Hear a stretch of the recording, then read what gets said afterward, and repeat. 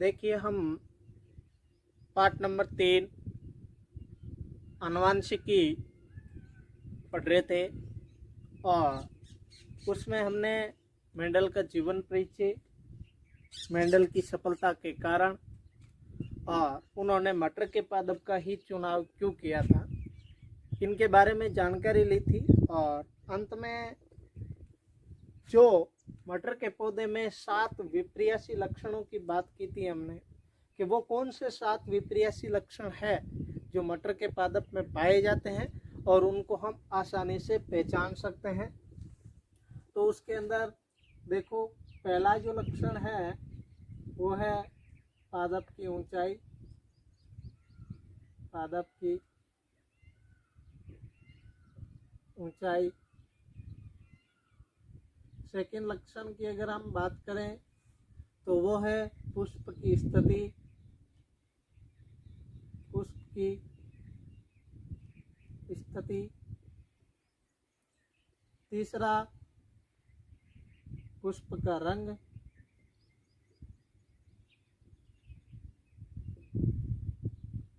चौथा लक्षण फली की आकृति। पांचवा लक्षण फली का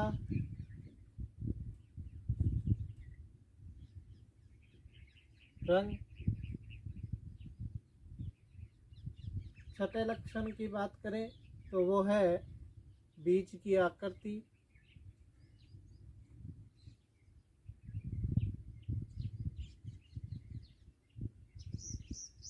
और सातवां लक्षण रहेगा बीज का रंग।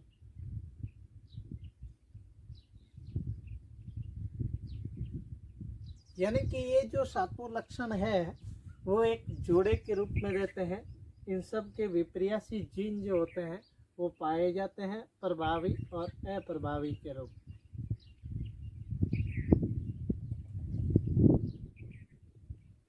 देखिए, सबसे पहले हम पादप की ऊंचाई जो लक्षण है उस लक्षण के बारे में जानेंगे कि इसका प्रभावी लक्षण कौन सा है और अप्रभावी कौन सा है। पादप की ऊंचाई में हम 2 लक्षण देखेंगे, प्रभावी लक्षण और अप्रभावी लक्षण। देखो, प्रभावी के अंदर हो गया लंबा पौधा। लंबा पौधा। अप्रभावी में क्या हो गया? बौना।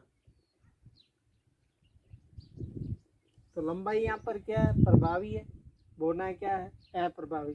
लेकिन लक्षण क्या है वास्तव में? पादप की ऊंचाई के है। दोनों ही क्या है? पादप की ऊंचाई की। ये दोनों विपर्यासी लक्षण है एक लक्षण के। विपर्यासी। पुष्प की स्थिति जैसे कक्षीय और अग्रस्त।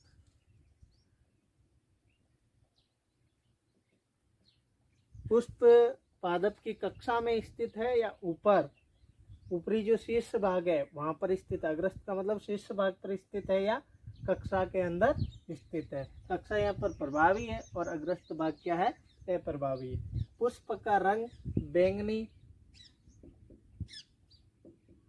और सफेद। बैंगनी रंग यहाँ पर क्या है? प्रभावी लक्षण है। सफेद अप्रभावी। फली की आकृति फूली हुई और संकीर्ण।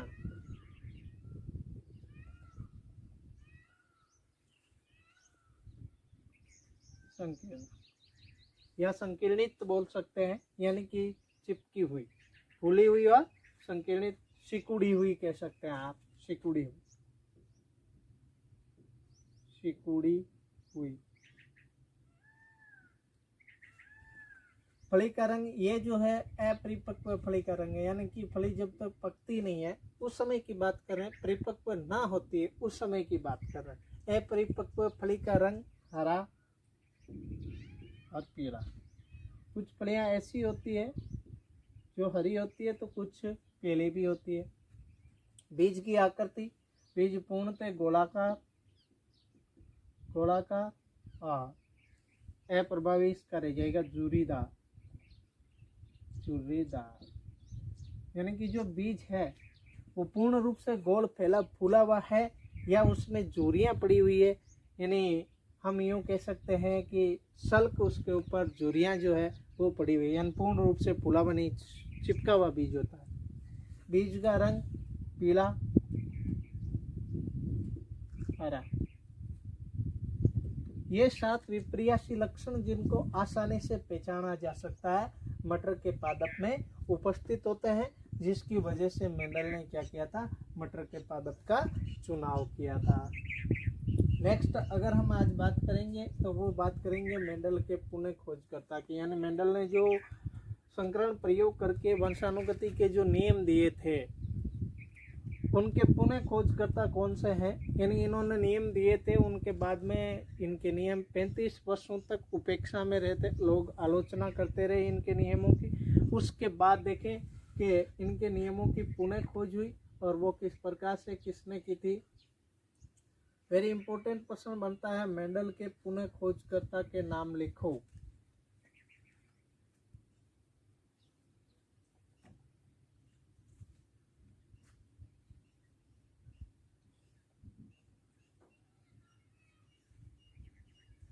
तो सबसे पहले देखें ऑस्ट्रिया के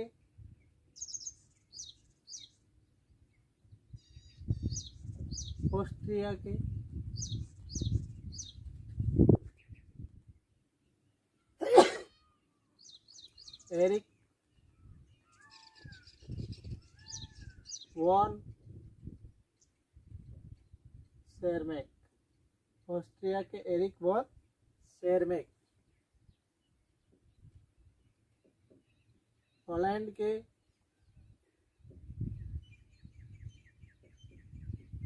हुगो डिब्रिज और जर्मनी के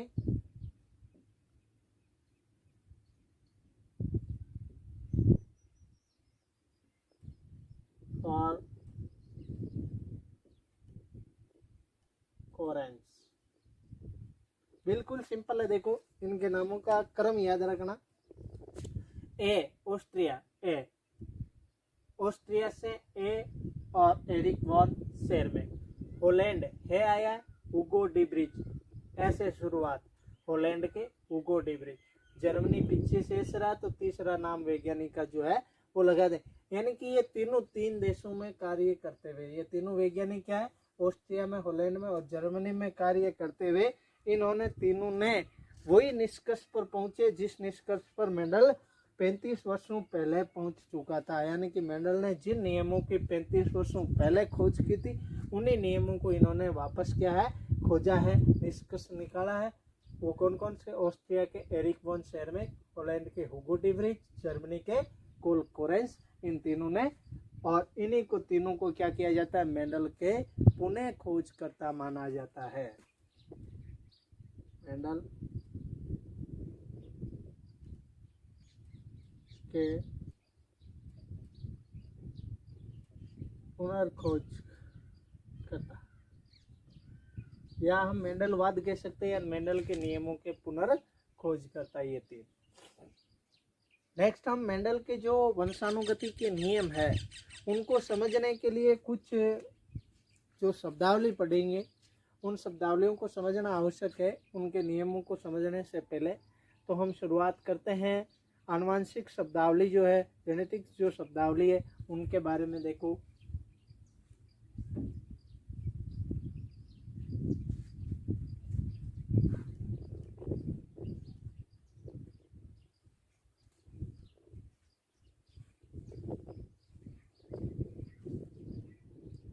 एक नंबर है जीन।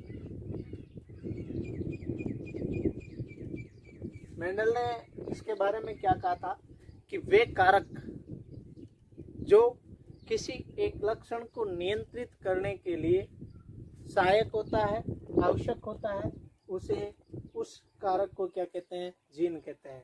यानी मेंडल ने कहा था कि किसी एक लक्षण को नियंत्रित करने के लिए एक कारक सहायक होता है। मेंडल ने जीन को कारक कहा था। मेंडल ने जीन को क्या कहा था, कारक यानी एक फैक्टर होता है जो पादप के अंदर किसी एक लक्षण को क्या करता है, नियंत्रित करता है, एक लक्षण की वंशानुगति को नियंत्रित करता है। मेंडल ने इसको कारक नाम दिया था। और जॉनसन जो है,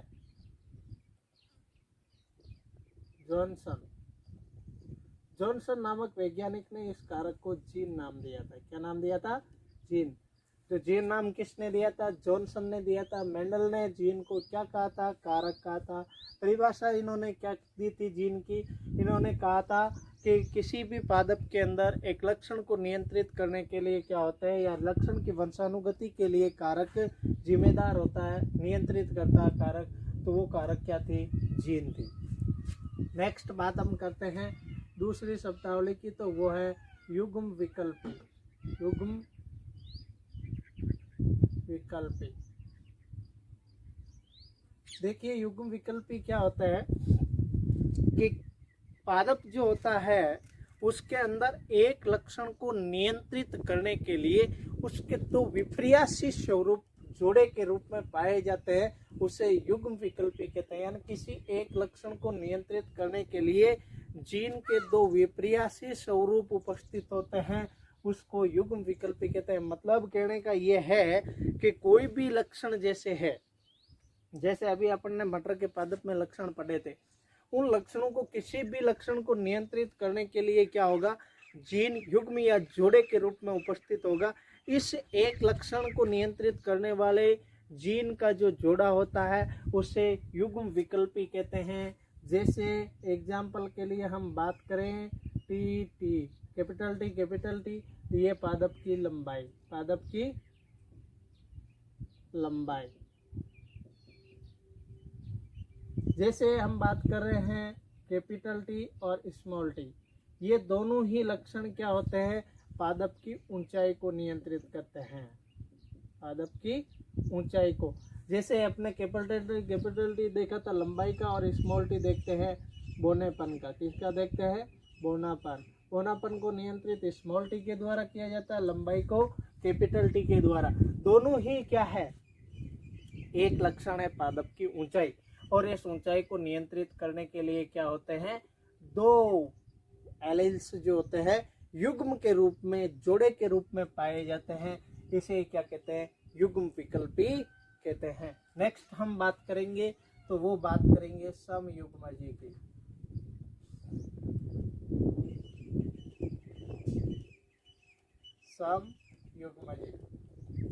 समयुग्मजी किसे कहते हैं? कि किसी लक्षण को नियंत्रित करने के लिए जीन के दोनों युग्म विकल्पी जब एक समान हो तो उसे समयुग्मजी कहते हैं। यानी कि किसी एक लक्षण को नियंत्रित करने वाले जीन के दोनों युग्म विकल्पी या जीन के दोनों विपर्यासी स्वरूप जब एक समान हो तो उसे समयुग्मजी कहते हैं। जैसे कैपिटल टी या स्मॉल टी। लक्षण क्या है? ऊंचाई का लक्षण है, लेकिन उसको नियंत्रित करने वाले दोनों जीन जो है, दोनों युग्म विकल्पी क्या हो? एक समान हो, तो उसे हम क्या कहते हैं? समयुग्मजी कहते हैं। नेक्स्ट बात हम करते हैं विषम युग्मजी। किसकी? विषम युग्मजी। देखो समयुग्मजी में हमने नाम दिया है कि किसी लक्षण को नियंत्रित करने वाले दोनों जीन जो है, या जीन का युग्म जो है, युग्म विकल्पी जो है, वो दोनों एक समान हो तो उसे समयुग्मजी कहते हैं। और दोनों क्या हो? भिन्न हो, असमान हो, तो उसे हम क्या कहते हैं? विषम युग्मजी। परिभाषा किस प्रकार से देंगे कि किसी जीव में एक लक्षण को नियंत्रित करने के लिए जीन के जो दोनों विपर्यासी स्वरूप है, या जीन का जो युग्म विकल्पी है, लक्षण का जो युग्म विकल्पी है, वो क्या हो? दोनों भिन्न हो, अलग हो, तो उसे हम क्या कहते हैं? विषम युग्मजी। जैसे ये कैपिटल टी, स्मॉल टी, दोनों देखो लक्षण ऊंचाई का, एक लक्षण को नियंत्रित करने वाले दोनों युग्म विकल्पी क्या है? भिन्न है, अलग अलग है। एक कैपिटल टी लंबाई वाला है, तो एक स्मॉल टी बोनेपन का है। तो ये दोनों क्या है? भिन्न है, इसलिए इसको हम क्या कहते हैं? विषम युग्मजी कहते हैं। नेक्स्ट बात हम करेंगे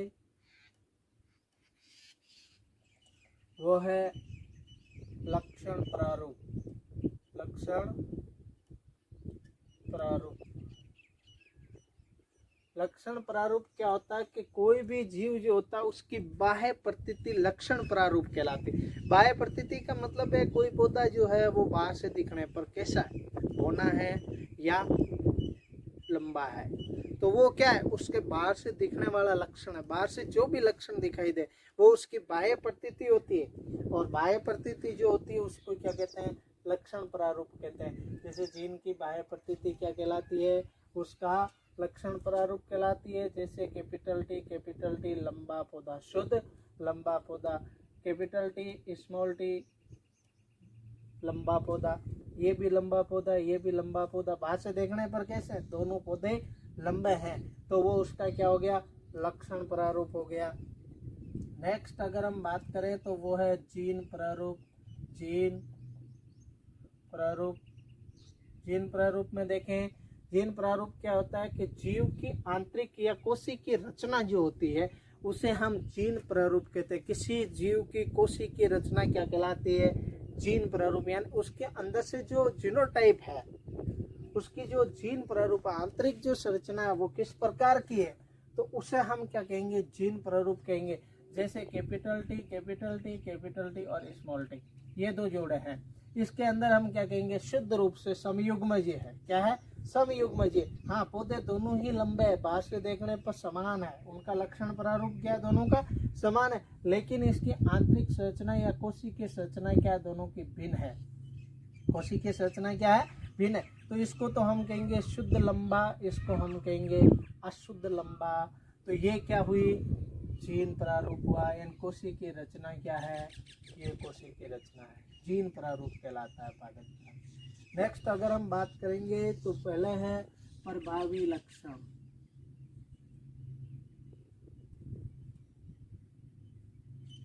प्रभावी लक्षण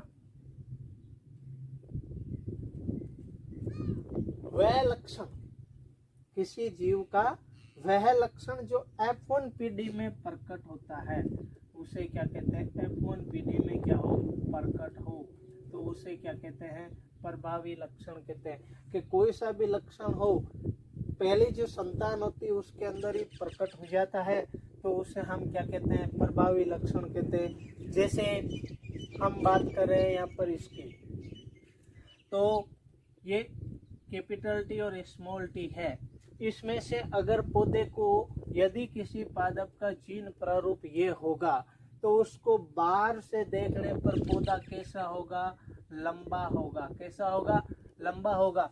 इस पौधे में हुआ क्या कि ये लंबाई का जो एलील है वो क्या है, प्रभावी है, और बोनेपन का जो है वो दिखाई नहीं देता है, प्रथम पीढ़ी में प्रकट नहीं हो पाता। पौधा, पहला पौधा जो प्रथम पीढ़ी प्राप्त हो रही है वो लंबा पौधा प्राप्त हो रही है। इसका मतलब है कि लंबे का जो गुण है वो F1 पीढ़ी में प्रकट हो रहा है, इसलिए इसको हम क्या कह रहे हैं, प्रभावी लक्षण कह रहे हैं। नेक्स्ट बात यहीं पर आ जाती है, वो आ जाती है अप्रभावी लक्षण की। किसकी आ जाती है, अप्रभावी लक्षण। तो अप्रभावी लक्षण क्या होगा, जो F1 पीढ़ी में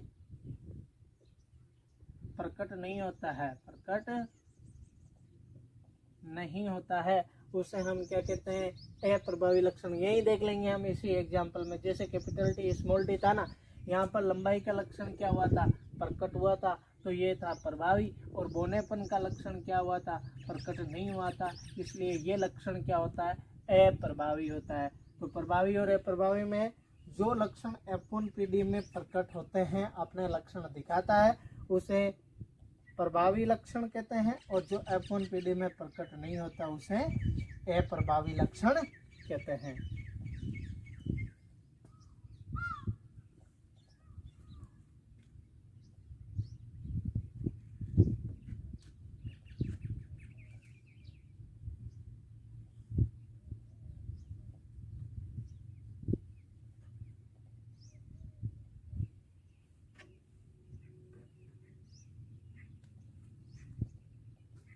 नेक्स्ट अगला जो हम देखेंगे वो देखेंगे एक संकर संकरण, एक संकर संकरण। जब एक जोड़ी विपर्यासी लक्षण लेकर के संकरण की क्रिया करवाई जाती है तो उसे एक संकर संकरण कहते हैं। तो उसे क्या कहते हैं? एक संकर संकरण। एक जोड़ी विपर्यासी लक्षण लेकर के संकरण की क्रिया करवाई जाए तो उसे हम क्या कहते हैं? एक संकर संकरण। जैसे एग्जाम्पल के लिए हम बात करें तो ये हो गया लंबा पौधा, ये हो गया बौना पौधा। लक्षण क्या है? ऊंचाई का। एक ही लक्षण हमने लिया है और उसमें क्या करवाया जाए? संकरण की क्रिया करवाई जाए तो इस प्रकार के संकरण को क्या कहते हैं? एक संकर संकरण, एक संकर संकरण कहते हैं। दूसरी ही परिभाषा यहाँ पर आ जाती है द्विव संकर संकरण। द्विव संकर संकरण। द्विव संकर संकरण क्या है? एक जोड़ी की बजाय आप क्या करो? दो जोड़ी विपर्यासी लक्षण ले लो। एक जोड़ी की बजाय दो जोड़ी विपर्यासी लक्षण, जैसे ये ले लिया हमने। तो इस प्रकार से दो जोड़ी विपर्यासी लक्षण लेकर के यदि हम संकरण की क्रिया करते हैं तो उसे द्विव संकर संकरण कहते हैं। उसे क्या कहते हैं? द्विव संकर संकरण। इसी प्रकार आ जाएगा त्रिसंकर संकरण। त्रिसंकर संकरण। त्रिसंकर संकर संकरण में क्या होगा? तीन जोड़ी विपर्यासी लक्षण ले लो। कितने ले लो? तीन जोड़ी विपर्यासी लक्षण। ये इस प्रकार से तीन जोड़ी विपर्यासी लक्षण लेकर के संकरण की क्रिया करवाई जाए तो उसे त्रिसंकर संकरण कहते हैं। एक जोड़ी लोगे तो एक संकर संकरण, दो जोड़ी लेकर के संकरण की क्रिया तो उसे द्विव संकर संकरण, तीन जोड़ी विपर्यासी लक्षण लेकर के संकरण की क्रिया करवाई जाए तो त्रिसंकर संकरण कहलाता है। और अनेक जोड़ी विपर्यासी लक्षण लेकर के संकरण की क्रिया करवाई जाती है तो उसे बहुसंकर संकरण कहा जाता है।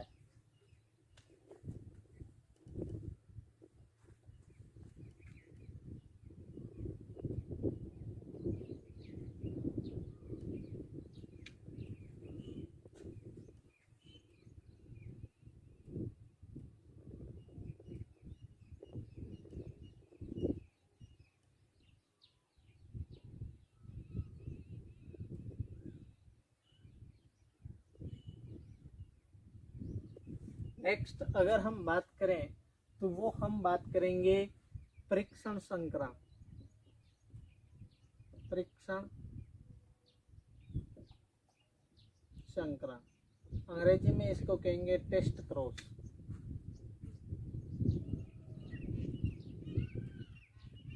टेस्ट क्रॉस, परीक्षण संकरण या टेस्ट क्रॉस। परीक्षण संकरण किसे कहते हैं? देखो कि जो जब प्रभावी F1 PD जो होती है, जब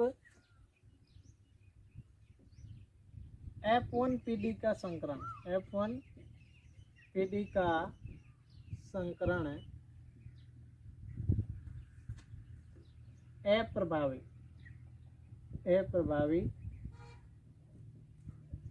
जनक के साथ किया जाता है तो उसे हम टेस्ट क्रॉस कहते हैं, परीक्षण संकरण कहते हैं। जब F1 PD का संकरण अप्रभावी जनक के साथ करवाया जाए तो उसे परीक्षण संकरण या टेस्ट क्रॉस कहते हैं। जैसे एग्जाम्पल के लिए हम बात करेंगे कि F1 PD हमने ले ली, ये लोग F1 PD प्राप्त करते हैं, ठीक है। ये है F1 PD। अब ये पौधा कैसा है? लंबा पौधा। इसमें लंबाई का गुण क्या है? प्रभावी है। बौनेपन का गुण क्या है? अप्रभावी। तो ये हुआ प्रभावी और ये हुआ अप्रभावी, प्रभावी और अप्रभावी। अब हमने क्या पढ़ा है कि जब F1 PD का संकरण अप्रभावी के साथ, ये रही F1 PD और इसके साथ संकरण करवा दिया जाए PD, इस प्रकार का यदि संकरण होता है तो उसे हम क्या कहते हैं? इस प्रकार के संकरण को क्या कहते हैं हम? परीक्षण संकरण कहते हैं। F1 का संकरण किसके साथ? अप्रभावी के साथ, तो उसे क्या कहेंगे? परीक्षण संकरण कहेंगे।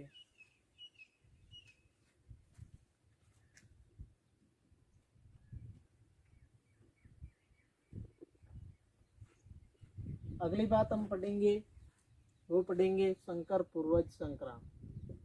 संकर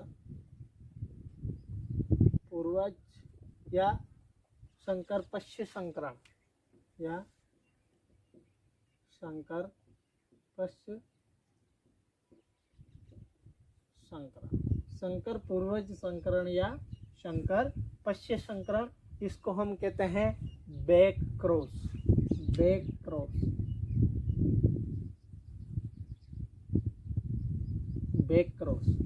देखो संकर पूर्वज संकरण या संकर पश्य संकरण क्या होता है कि जब F1 पीढ़ी का संकरण दोनों में से किसी एक जनक के साथ करवाया जाए तो उसे हम क्या कहते हैं, संकर पूर्वज संकरण या संकर पश्य संकरण कहते हैं। TTL, ये प्रभावी प्रभावी और ये अप्रभावी,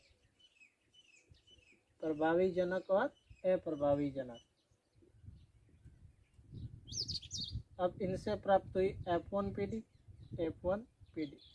अब इस F1 पीढ़ी का क्या है, दोनों में से किसी के भी साथ अगर करवाया जाए संकरण, दोनों जो जनक है उनमें से किसी के भी साथ में अगर इसका संकरण करवाया जा रहा है तो उसे संकर पूर्वज संकरण या संकर पश्य संकरण या आप कह सकते हो बैक क्रॉस कहते हैं। F1 पीढ़ी का संकरण दोनों जनकों में से, हम प्रभावी और अप्रभावी दोनों जनकों में से किसी एक के साथ करवाया जाता है तो उसे संकर पूर्वज संकरण या संकर पश्य संकरण कहते हैं। नेक्स्ट बात आती है व्युत्क्रम संकरण की। व्युत्क्रम संकरण, व्युत्क्रम संकरण मतलब उल्टा। रिफ्लेक्शन क्रॉस जो होता है वो किस प्रकार से है कि पहले हम क्या करें कि एक पौधा जो है, एक संकरण जो करवा रहे हैं उसके अंदर ए कैपिटल टी और बी स्मॉल टी, इसको ए को हम माने नर और बी को हम माने मादा, मान करके हम क्या करवाएं, इसका संकरण करवाएं। और दूसरे संकरण में क्या किया जाए, दूसरे संकरण में ए को तो क्या मान लें मादा और बी को क्या मान लें नर, मान करके यदि हम क्या करवाएं, संकरण करवाएं तो उसे कहते हैं व्युत्क्रम संकरण। यानी कि एक संकरण में तो हम क्या करें, जैसे ए को कैपिटल टी हमने माना उसको नर मान लेते हैं और बी जिसको स्मॉल टी लिया उसको मादा मान लेते हैं और संकरण करवाएं। लेकिन दूसरे संकरण में क्या किया जाए, जिसको नर माना था उसको मादा माने और जिसको मादा माना था उसको नर मान करके यदि संकरण करवाया जा रहा है तो इस प्रकार के संकरण को व्युत्क्रम संकरण कहते हैं। उल्टा करना, नर और मादा को क्या करते हैं, उल्टे जो लक्षण हम ले रहे हैं प्रभावी अप्रभावी उसके अंदर उल्टा करके अगर हम संकरण करवा रहे हैं तो इस प्रकार के संकरण को क्या कहते हैं, व्युत्क्रम संकरण कहते हैं।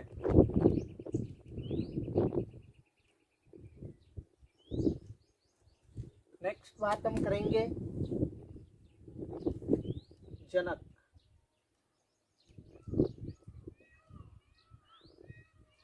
जनक किसे कहते हैं कि F1 पीढ़ी प्राप्त करने के लिए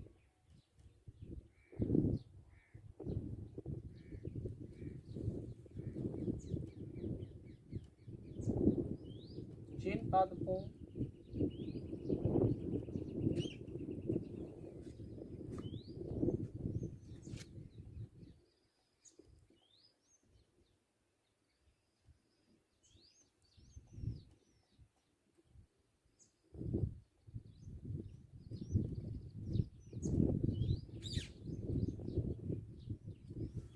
F1 पीढ़ी प्राप्त करने के लिए जिन पादपों का प्रयोग करते हैं उन पादपों को हम क्या कहते हैं, जनक कहते हैं। या हम यूं कह सकते हैं शॉर्ट के अंदर कि जिनसे F1 पीढ़ी प्राप्त की जाती है, जिनसे F1 पीढ़ी प्राप्त की जाती है उसे जनक कहते हैं। अब देखो F1 पीढ़ी किसे कहते हैं, F1 पीढ़ी जनकों से प्राप्त प्रथम संतान, जनकों से प्राप्त प्रथम संतान को F1 पीढ़ी कहते हैं। जनकों से प्राप्त प्रथम संतान क्या कहलाती है? F1 पीढ़ी कहलाती है। जनक जो होते हैं उनसे प्राप्त पहली जो संतान होती है, प्रथम संतान, उसको क्या कहते हैं? F1 पीढ़ी कहते हैं, प्रथम संतानीय पीढ़ी कहते हैं। F2 पीढ़ी, F2 पीढ़ी, F2 पीढ़ी किसे कहते हैं? F1 से प्राप्त संतति, यानी जनकों से प्राप्त हुई उसको तो F1 नाम दे दिया, लेकिन F1 से जो प्राप्त हुई उसको हमने क्या किया? F2 पीढ़ी का। F1 पीढ़ी से प्राप्त जो संतति होती है उसको क्या कहते हैं?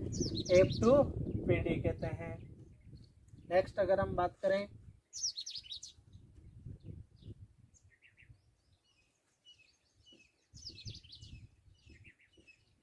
तो वो है एक संकर अनुपात। एक संकर अनुपात, एक संकर अनुपात क्या होता है कि एक संकर संकरण से प्राप्त अनुपात को, एक संकर